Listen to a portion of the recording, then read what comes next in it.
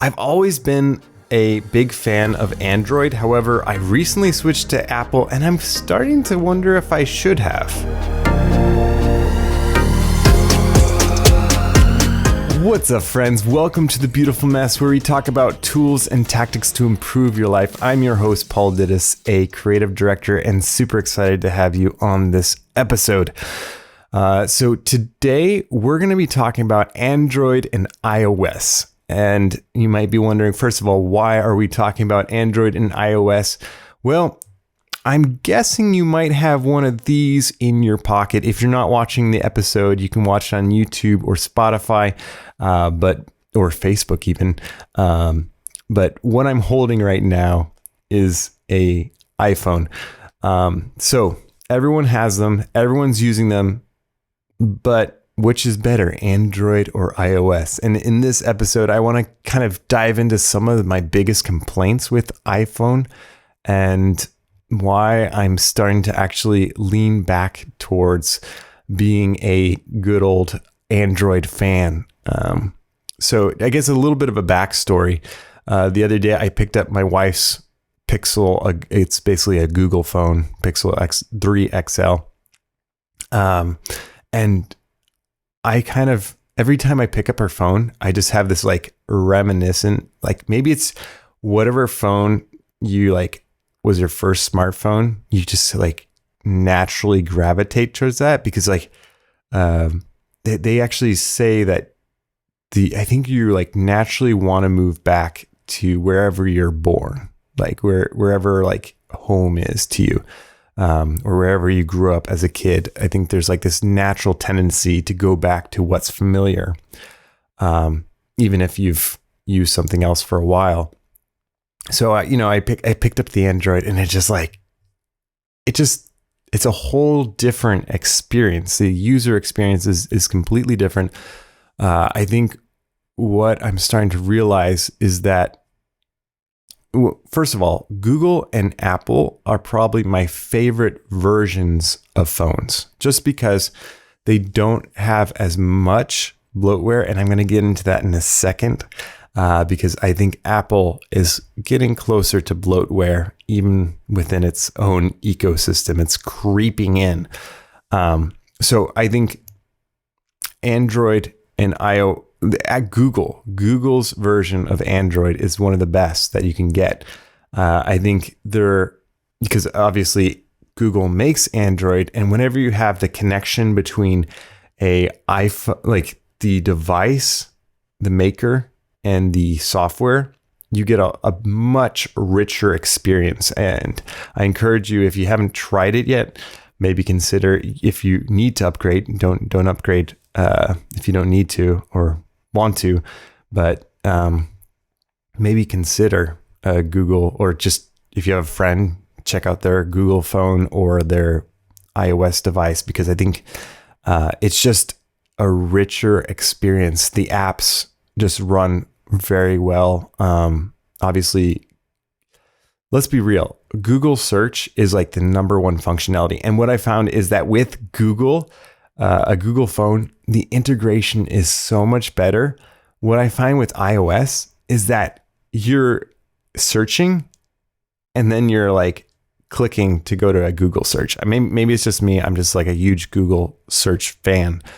But with like Google search on an iPhone, on a Pixel, is that like you get all the results that you want to see right away. Like you get the driving directions, you get like the reviews for Google, like it's just all there instead of like having to, search it, click on it. I know, there's certain things that iOS has. It's like it's integrated with Yelp a little bit. I don't personally really like Yelp. Maybe that's just a personal preference of mine. But yeah, I'm a big fan of Google phones. And now I just want to dive a little bit into my biggest complaint about Apple right now. One of the things that I'm noticing is that they're kind of spreading themselves over a bunch of different areas because they're such a massive company. And you'll see that because of that, they're having to diversify what they're offering. And what I'm feeling is that they're trying to sell you a product. Often when you go to your phone, you'll notice that your iCloud is full. And look, they've got a solution to that, convenient. I think it's annoying that it's actually a notification on your device. You see it, and it's just like the red circle with the 1. And I don't think you can turn it off. Like for most other apps, you can turn off the badges. Maybe there's a universal turn off. I'll have to look into it, but I don't think it's easy to turn off that.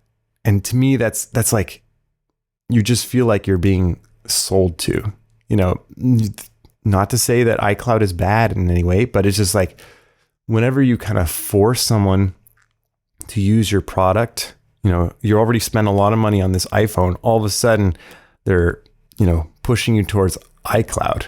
And then, a lot of the apps that come by default are starting to seem like they're trying to sell you a product.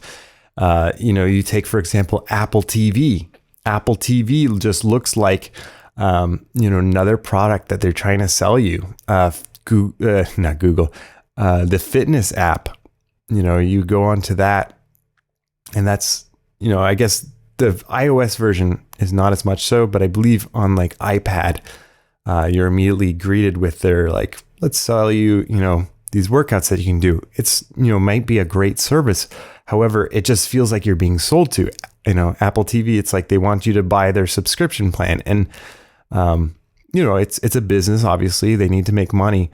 But I think one of the things that was very attractive about Apple in the early days was that it was a very clean experience. You didn't feel like you were being sold all of this extra, like when you bought an Android, oftentimes it comes with software that you don't want. And it's just because they worked out a deal with these other providers. And so you get all these other third-party kind of apps that you might not want, and they're trying to kind of get you to buy their service potentially. And to me, it's like such a it's a lot better of an experience when you can have those apps that aren't selling to you. Granted, on the flip side, you have Google, which a lot of people, their biggest issue is like the privacy. They don't want their data being sold. And I guess personally, I haven't had much of an issue with that, just because I feel like Google already knows so much about you. And a lot of the people that have this complaint are already using features like Gmail. And if Google wanted a ton of data on you, your email is probably the number one thing. And I mean, let's be real. Everybody uses Google. Everybody uses it. And if something serious was up, I feel like we know about it. Not to say that there aren't concerns, and perhaps, I should be more concerned, but right now that's kind of my view, is that Google is widely used, and it's a great tool. I mean, their search engine is the best. I mean, you try others. I've tried them in the past. I've tried to switch. There's no comparison.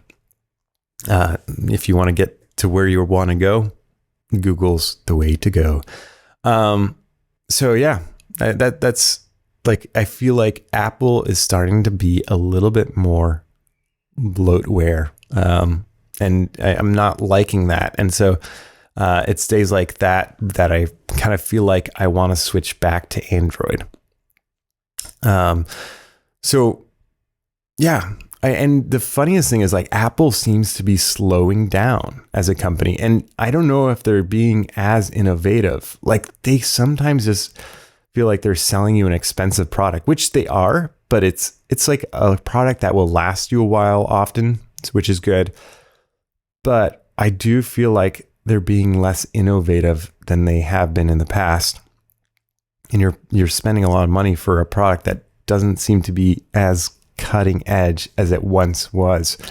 There's a lot of potential of things changing, but like the overall user experience, I don't think has changed much since you first got into, Mac OS and, iOS. It's very much the same. And they've tweaked some things here and there, but I would say that Android has done a lot more in the innovation side of things. On the flip side, iOS kind of protects users from outside products because, like, with Android, you can download basically any software that's available online for Android, whereas iOS, it basically all has to happen through your app store. So with that, you have a little bit more of protection for the user because there's a little bit of a buffer between you and some of the products that you get online. However, obviously, you can go to a web address and still have your information stolen. But I think it's a little bit more secure, if you will. And then, the company seems to be tightening their belt, as I saw one headline indicate, because, they're basically realizing that, things are starting to slow down with their financial situation. And so, my hope is that restriction could lead to more creativity, because often when you're faced with restrictions or less resources, sometimes you actually come up with a more creative outcome than you would otherwise. So that's my hope, is that maybe Apple, as a result, will kind of become a little bit more creative with their resources. So, and a similar thing is like Google is massive as well. But I think the unique thing about Android, it's not like their flagship product. So they're not as concerned about selling you a product or a service. Obviously it's integrated into the phone. Like, you have search functionality, you have all their products easily available, Gmail, Google Calendar, to name a few. But often you're already using those tools anyways. So if you want the best experience with those tools, Android is pretty much hands down the best thing that you can go for. So, like, I would say right now, Google makes kind of like the purest form of a phone. That's kind of my opinion right now. I haven't looked too much into the Nothing phone. That's it. I love all the headlines for the Nothing phone. I mean, it's like nothing else. It's a funny, nothing compares to the iPhone, but that's another interesting company that I think just launched. I don't know if they'll make great strides in the beginning, but hey, you never know. So I don't want to write them off, but I would say that Google Pixel and the iPhone are kind of like the purest forms of a phone and their operating system integrated together. But right now I'm leaning more towards Team Android because their ways of selling to you is a lot more subtle. They're not trying to make as hard of a sell for you to sign up for something. And it's kind of a little less nonsense and bloatware. You don't have to deal with that red icon on your settings for iCloud. It just runs really well. And like every time again, like I pick up my wife's Pixel, I'm just like, this is home. This is where I belong. That said, what are some of the benefits of iOS? I would say that the apps, you get sometimes more apps that you can choose from. You get a little bit, sometimes they look better. They run smoother on iPhone. That said, it's not completely, free from issues. Apps crash. I've had that happen. One of my biggest frustrations with iOS right now is that they don't make it easy for you to clear the cache from your, like, an app. And what I found is that with certain apps, Instagram right now is my biggest pet peeve. If I'm like creating a video within it, you'll get a whole, like, I think I've gotten it up to like 20 plus gigabytes of data just because I'm editing a video within it. and I just want to hit a button and clear that out. But instead, what I have to do to clear that out is I have to delete the app and reinstall it. And that to me is just a headache that can be easily changed by just simply changing how the app functions and the iOS interface interacts with that. So it should be an easy fix. However, there must be a reason why they haven't. And maybe it's, again, kind of along the lines of protecting users, because maybe somebody's accidentally getting into an app and they clear their cache, and that also clears, some of the data that they had that they don't want to lose. So, in some ways it's like dummy proof. It doesn't allow you to make mistakes. Obviously there are some that you can get into, but I think as far as like a software that protects you or like limits your possibilities of something going wrong, I think iOS is probably one of the best, if not the best. Ding. Let's see here. Yeah. And then just like to talk a little bit about the user experience and the user interface. I would say Apple is pretty vanilla. It's not very innovative, at least in the last few years. Like they just kind of add a couple features, and some of them are interesting, but like they just seem like they're just rehashing what they already have. I'd be curious, in a year, maybe 5 years, to see if they've made big changes. But right now, it just seems like they're making small tweaks to the software. Whereas Android, I feel like they kind of just, they give you so much functionality that if you want to make changes, it's kind of in your playing field. And they kind of come up with these very creative ways. And I would say Android's more cutting edge. Android, you get software updates that actually are meaningful, that make kind of bigger waves, if you will. So I'm really curious to see, how Apple responds. I think in the United States, Apple is one of the larger phones, like companies that sells phones. Like most people, I think in the United States, have an iPhone. I'll have to go back and check the data. Whereas globally speaking, I mean, and maybe this is, easy to see, but like Android is, I think, the global winner, because obviously there's so many different companies selling Android, because of its kind of open, nature of its operating system. For simplicity of use, I'd actually say it's a tie. There's areas, and in some ways, maybe iOS has a slight edge. However, I think if you're using a Google phone, the integration of the apps from Google, like I think that actually makes things a little bit simpler, because again, when you go to search for something, and let's think about what your day-to-day functionality looks like. Oftentimes you're searching for something, and to me, the Google search functionality is one of the best. And I also think that Google Assistant is my favorite assistant right now. It trumps Alexa. It trumps, what is it? Siri, good old Siri, Cortana, you name it. Definitely a fan of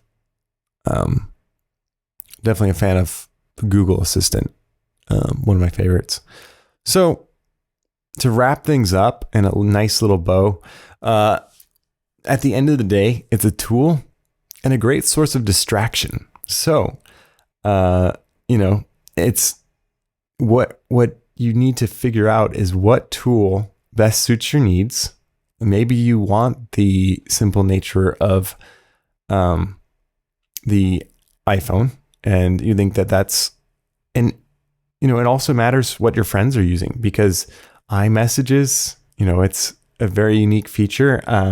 I think I have my loves and hates with iMessage. Sometimes it works great. Other times it's a little bit clunky. And I feel like it's, there should be more functionality coming to it, but I feel like it could use a little bit of a boost. So yeah, it'll be interesting to see how it plays out. Yeah. And so yeah, let me know in the comments what you like, or whether you're team Android or team iOS. Would love to hear what your thoughts are. And if you want to join the Messy fam, be sure to rate, review, subscribe, all that great stuff. Wherever you listen to podcasts, would love to hear from you. Until next time, my friends, stay messy.